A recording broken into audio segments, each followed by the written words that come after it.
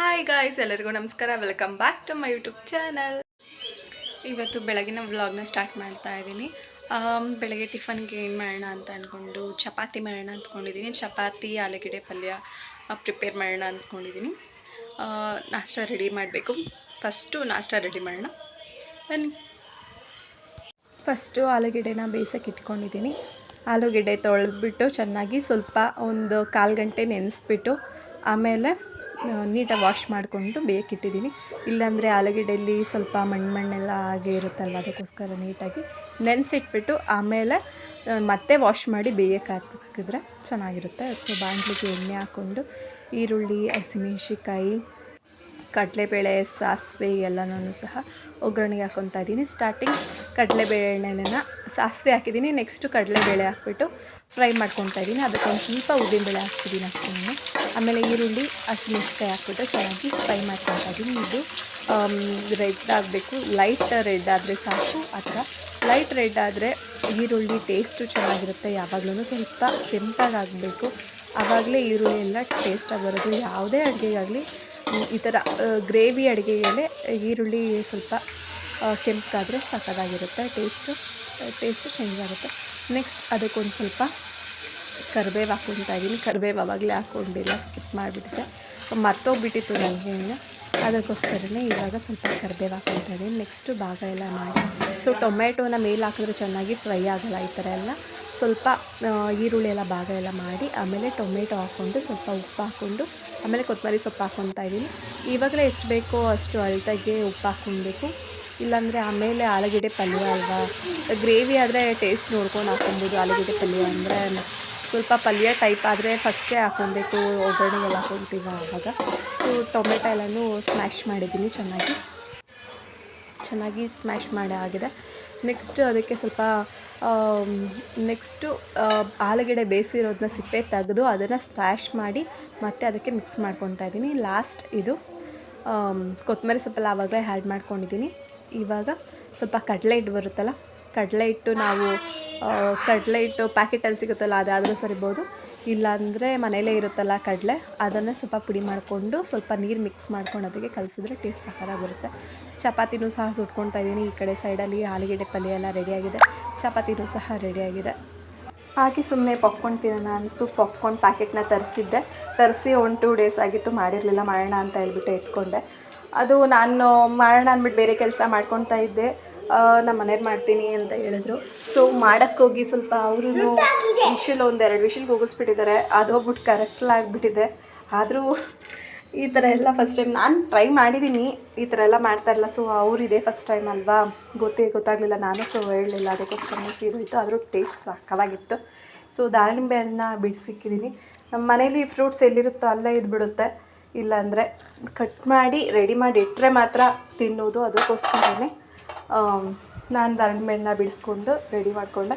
ನಾವೆಲ್ಲ ಹಾಗೆ ತಿಂತೀವಿ. ನನ್ನ ಮಗ ಆದರೆ ಜ್ಯೂಸ್ ಇರಲೇಬೇಕು ಅವನಿಗೆ. ದಾಳಿಂಬೆ ಆಗಲಿ ಏನೇ ಫ್ರೂಟ್ಸ್ ಆಗಲಿ ಜ್ಯೂಸ್ ಇರಲೇಬೇಕು ಅವನಿಗೆ.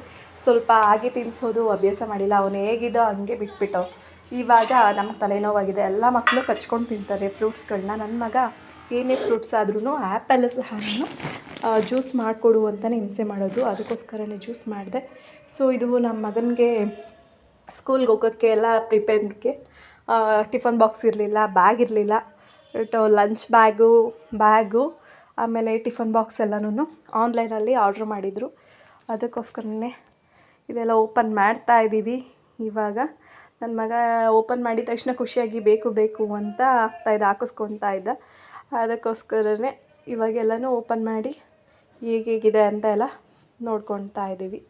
ಬ್ಯಾಗೆಲ್ಲ ಕ್ವಾಲಿಟಿ ಎಲ್ಲ ಸಕ್ಕತ್ತಾಗಿದೆ. ಆನ್ಲೈನಲ್ಲಿ ಇದೆಲ್ಲ ಬ್ಯಾಗು ಟಿಫನ್ ಬಾಕ್ಸ್ ಎಲ್ಲ ಆನ್ಲೈನಲ್ಲೇ ಬುಕ್ ಮಾಡಿದ್ದು. ಮೇ ಬಿ ಫ್ಲಿಪ್ಕಾರ್ಟಲ್ಲಿ ಅನಿಸುತ್ತೆ. ಕ್ವಾಲಿಟಿ ಎಲ್ಲ ಪರವಾಗಿಲ್ಲ, ಚೆನ್ನಾಗಿತ್ತು.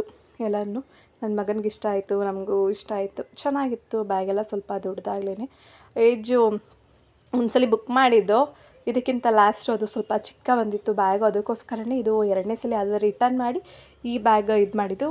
ಚೆನ್ನಾಗಿದೆ ಬ್ಯಾಗೆಲ್ಲ, ಕಂಫರ್ಟಬಲ್ ಆಗಿದೆ ನನ್ನ ಮಗನಿಗೆಲ್ಲ ಸ್ಕೂಲ್ ಬ್ಯಾಗೆಲ್ಲ.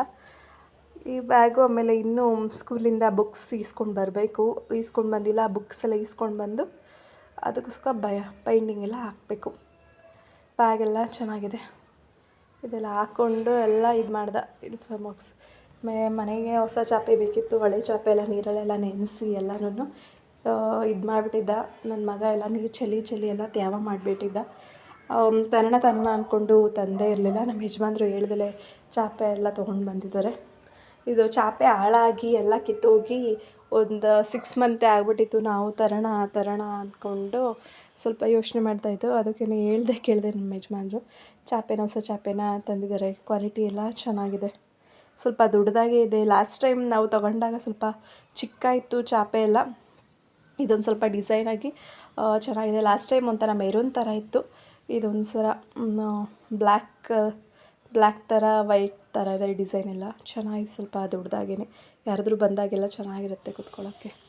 ಸೊ ಬ್ಯಾಗೆಲ್ಲ ಪ್ಯಾಕ್ ಮಾಡ್ತಾಯಿದ್ದೀವಿ. ಬ್ಯಾಗ್ ಯಾಕೆ ಪ್ಯಾಕ್ ಮಾಡ್ತಿದ್ದೀವಿ ಅಂದರೆ ಸ್ಕೂಲ್ ಸ್ಟಾರ್ಟಾಗಿ ಇನ್ನೂ 1 ವೀಕ್ ಅಷ್ಟೇ ಆಗಿರೋದು. ಸೊ ನಾವಾಗಲೇ ಬ್ಯಾಗೆಲ್ಲ ಪ್ಯಾಕ್ ಮಾಡ್ತಾಯಿದ್ದೀವಿ ಟ್ರಿಪ್ಗೆ ಹೋಗೋಣ ಅಂತ. ಸೊ ಟ್ರಿಪ್ಪೆಲ್ಲ ಪ್ಲ್ಯಾನಿಂಗ್ ಎಲ್ಲ ಇವಾಗಿದ್ದಲ್ಲ, ಹೇಳ್ತೀನಿ ಮುಂದೆ ಅದೆಲ್ಲನೂ. ಅದಕ್ಕೋಸ್ಕರನೇ ಸ್ವಲ್ಪ ಒಂದು 4 ದಿನ ಹೋಗಿ ಬರೋಣ ಅಂದ್ಕೊಂಡಿದ್ದೀವಿ. ಎಷ್ಟು ದಿನ ಆಗುತ್ತೋ ಗೊತ್ತಿಲ್ಲ, ಟ್ರೈನ್ಗೆ ಟ್ರಿಪ್ ಹೋಗಿ ಬರೋಣ ಅಂತ. ಅದಕ್ಕೋಸ್ಕರ ಬ್ಯಾಗೆಲ್ಲ ಪ್ಯಾಕ್ ಮಾಡ್ಕೊತಾ ಇದ್ದೀನಿ ಎಲ್ಲ ಸ್ವಲ್ಪನೇ. ಇನ್ನೂ ಫುಲ್ಫಿಲ್ ಆಗಿಲ್ಲ, ಸ್ವಲ್ಪ ಸುಮಾರಾಗಿ ಬಟ್ಟೆ ಎಲ್ಲ ಹಾಕ್ಕೊತಾ ಇದ್ದೀನಿ. ನನ್ನ ಮಗನ ಬಟ್ಟೆನೇ ಸ್ವಲ್ಪ ದೊಡ್ಡದಾಗಿ ಕಾಣುತ್ತೆ. ಇಟ್ಬಿಟ್ರೆ ಬ್ಯಾಗೆಲ್ಲ ಇದು ಕಿಟ್ ಬ್ಯಾಗು ಚಿಕ್ಕನೇ ಇದೆ, ಸ್ವಲ್ಪ ಜಾಸ್ತಿ ಆಗಲ್ಲ ಇಲ್ಲ. ಅದಕ್ಕೋಸ್ಕರನೇ ಸ್ವಲ್ಪ ಏನೇ ಆ್ಯಡ್ ಮಾಡಿದ್ರೂ ಹೆವಿ ಅನಿಸುತ್ತೆ. ಅದಕ್ಕೋಸ್ಕರ ಎಲ್ಲ ಪ್ಯಾಕ್ ಮಾಡ್ತಾಯಿದ್ದೀವಿ. ಸೊ ಊರಿಂದ ಮಾವಿನ ಹಣ್ಣು ತಂದಿದ್ದರು, ಅದೇ ಮಾವಿನ ಹಣ್ಣಿದು ಊರಲ್ಲಿಂದ ಅವ್ರ ದೊಡ್ಡಮ್ಮ ಕೊಟ್ಟು ಕಳಿಸಿದ್ರು ಅಂತ ಹೇಳಿ. ಸೊ ಟ್ರಿಪ್ಗೆ ಹೋಗ್ತಾ ಇದ್ದೀವಿ. ಟ್ರಿಪ್ ಪ್ಲ್ಯಾನ್ ಮಾಡಿದ್ದು ಈಗಲೇ ಅಲ್ಲ. ಸೊ ಇದನ್ನು ಪ್ಲ್ಯಾನ್ ಮಾಡಿ ಒಂದು 2 ಮಂತ್ ಬ್ಯಾಕ್ ಪ್ಲ್ಯಾನ್ ಮಾಡಿದ್ದು. ಸೊ ಸ್ಕೂಲು ಅದು ಇದು ಅಂತ ಹೇಳ್ಬಿಟ್ಟು ಅದ್ರ ಕಡೆ ತಲೆ ಕೆಡಿಸ್ಕೊಳಕ್ಕಾಗಿಲ್ಲ. ಇನ್ನೇನು ಸ್ಕೂಲ್ ಸ್ಟಾರ್ಟ್ ಆಯಿತು, ಅಷ್ಟೊತ್ತಿಗೆ ಹೋಗಿ ಬರೋಣ ಅಂತ ಹೇಳ್ಬಿಟ್ಟು ರೆಡಿ ಆಗ್ತಾಯಿದ್ದೀವಿ. ಜಸ್ಟ್ ಸ್ಕೂಲ್ ಸ್ಟಾರ್ಟ್ ಆಗಿ 1 ವೀಕ್ ಅಷ್ಟೇ ಆಗಿರೋದು. ಅದಕ್ಕೋಸ್ಕರನೇ ಇವಾಗಲೇ ಆದರೆ ಅವ್ರ ಹತ್ರ ಪರ್ಮಿಷನ್ ಕೇಳ್ಕೊಂಡಿದ್ದೀವಿ. ಸೊ ಈ ಥರ ಟ್ರಿಪ್ಗಿದೆ ಅಂತ ಹೇಳಿದೆ. ಸ್ಟಾರ್ಟಿಂಗ್ ಅಲ್ವಾ, ಅವರು ಜಸ್ಟ್ LKG ಇವಾಗಲ್ವ, ಅದಕ್ಕೋಸ್ಕರನೇ ಸರಿ ಆಯಿತು ಅಂತ ಹೇಳಿದ್ರು.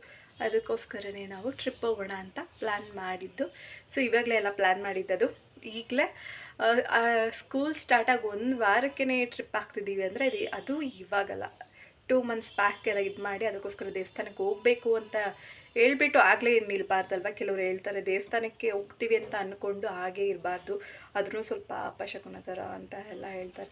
ಅದಕ್ಕೋಸ್ಕರನೇ ನಾವು ಹೇಗೋ ಸ್ಕೂಲ್ದು ಎಲ್ಲ ಟೆನ್ಷನ್ ಎಲ್ಲ ಫ್ರೀ ಆಯಿತು, ಇನ್ನೇನಿಲ್ಲ, ಹಿಂಗೆ ಬಂದುಬಿಡೋಣ ಅಂತ ಹೇಳ್ಬಿಟ್ಟು ರೆಡಿ ಆಗ್ತಾಯಿದ್ದೀವಿ. ಸೊ ಟ್ರಿಪ್ಗೆ ಹೋಗಕ್ಕೆ ರೆಡಿ ಆಯಿತು, ಆದರೆ ಎಷ್ಟು ದಿನ ಏನು ಅಂತ ಇನ್ನೂ ಕ್ಲಾರಿಟಿ ಇಲ್ಲ. ಜಸ್ಟ್ ಹೋಗಬೇಕು ಅಂತ ಹೇಳ್ಬಿಟ್ಟು ರೆಡಿ ಆಗಿದ್ದೀವಿ ಅಷ್ಟೇ. ನೋಡೋಣ, ಎಲ್ಲ ಪ್ಯಾಕ್ ಎಲ್ಲ ರೆಡಿ ಇದೆ. ಸೊ ನಾಳೆನೇ ಟ್ರಿಪ್ ಹೋಗಬೇಕು ಅಂತ ಪ್ಲ್ಯಾನ್ ಇರೋದು. ಮುಂದೆ ಇಲ್ಲಿ ಯಾವ್ಯಾವ ಪ್ಲೇಸು ಎಲ್ಲಿ ಅಂದರೆ ಜಸ್ಟ್ ಇವಾಗ ಗೊತ್ತಿರೋದು ತಿರುಪತಿಗೆ ಹೋಗೋಣ, ಆಮೇಲೆ ಕಾಳಾಶ್ರೀಗೆ ಹೋಗೋಣ ಅಂತ ಇರೋದು. ಒಂದು 4 ಡೇಸು ಟ್ರಿಪ್ಗೆ ಹೋಗೋಣ ಅಂತ ಅಂದ್ಕೊಂಡಿದ್ದೀವಿ. ನೋಡೋಣ ಯಾವಾಗಾಗುತ್ತೆ ಹೇಗಾಗುತ್ತೆ ಅಂತ ಟ್ರಿಪ್ಗೆ ಹೋದ್ಮೇಲೆ ಗೊತ್ತಾಗೋದು. ಜಸ್ಟ್ ಟ್ರಿಪ್ ಮುಗಿಸ್ಕೊಬಂದು ನೆಕ್ಸ್ಟು ಸ್ಕೂಲ್ ಸೇರಿಸ್ಬೇಕು ಮಗನ್ನ. ಸ್ಕೂಲ್ ಕಳಿಸ್ಬೇಕು. ಜಸ್ಟ್ ಯಾವಾಗ ಹೇಗೆ ರಿಯಾಕ್ಟ್ ಮಾಡ್ತಾನೆ ಅಂತ ಅವನು ಗೊತ್ತಿಲ್ಲ. ಸೊ 1 ವಾರ ಅಷ್ಟೇ. ಇದು ಫಸ್ಟ್ ಟೈಮ್ ನಾವು ಸ್ಕೂಲ್ ಸೇರಿಸಿರೋ. ಮಾಂಟೆಸರಿ, ಫ್ರೀ KG ಅದೆಲ್ಲ ಓದಿಸಿಲ್ಲ ನಾವು. ಸೊ ಮನೇಲೇ ಸ್ವಲ್ಪ ಹೇಳ್ಕೊಡ್ತಾ ಇದ್ದೆ. ಇವಾಗ ಜಸ್ಟು LKGಗೆ ಸೇರಿಸಿರೋದಲ್ವ, 1 ವೀಕ್ ಅಷ್ಟೇ ಹೋಗಿ ಬಂದಿರೋದು ಅವನು. ನೆಕ್ಸ್ಟು ಟ್ರಿಪ್ಪೆಲ್ಲ ಮುಗಿಸ್ಕೊಂಡು ಹೇಗೆ ಸ್ಕೂಲ್ಗೆ ಹೋಗೋದು ಏನು ಅಂತ. ಅವನು ಸ್ವಲ್ಪ ಯಾವುದೇ ಮಕ್ಕಳಾಗಲಿ ಸ್ವಲ್ಪ ಇದಾಗಿದೆ, ಆಡ್ಕೊಂಡಿದ್ದ. ಸಡನ್ನಾಗಿ ಸ್ಕೂಲ್ಗೆ ಹೋಗ್ಬೇಕಂದ್ರೆ ಹಿಂಸೆ ಆಗುತ್ತೆ. ಸ್ಟಾರ್ಟಿಂಗು ಅವನು ಸ್ಕೂಲ್ಗೆ ಹೋಗ್ಬೇಕಾದ್ರೆ ಸಿಕ್ಕಾಪಟ್ಟೆ ಹಿಂಸೆ ಆಗಿತ್ತು. ಆಮೇಲೆ ಸ್ವಲ್ಪ ಏನೂ ಅಳ್ತಾ ಇರಲಿಲ್ಲ, ಸುಮ್ಮನೆ ಸಪ್ಪಾಗಿರೋನು. ಜಸ್ಟ್ ಇವಾಗ 1 ವಾರಕ್ಕೆ ಆಗದೆ ಇವಾಗ ಕರ್ಕೊಂಡೋಗಿ ಟ್ರಿಪ್ಪು ಮತ್ತು ಸ್ಕೂಲ್ ಕಳಿಸ್ಬೇಕಂದ್ರೆ ಹೆವಿ ಅನಿಸುತ್ತೆ. ಸೊ ಇವತ್ತಿನ ವ್ಲಾಗ್ ಇಷ್ಟ ಆಗಿದ್ರೆ please like, share, comment, subscribe ಮಾಡಿ. ನಿಮ್ಮ ಮನೆ ಸಾರಿನ ಮರಿಬೇಡಿ. ಮತ್ತೆ ಮುಂದಿನ ವ್ಲಾಗಲ್ಲಿ ಸಿಗ್ತೀನಿ.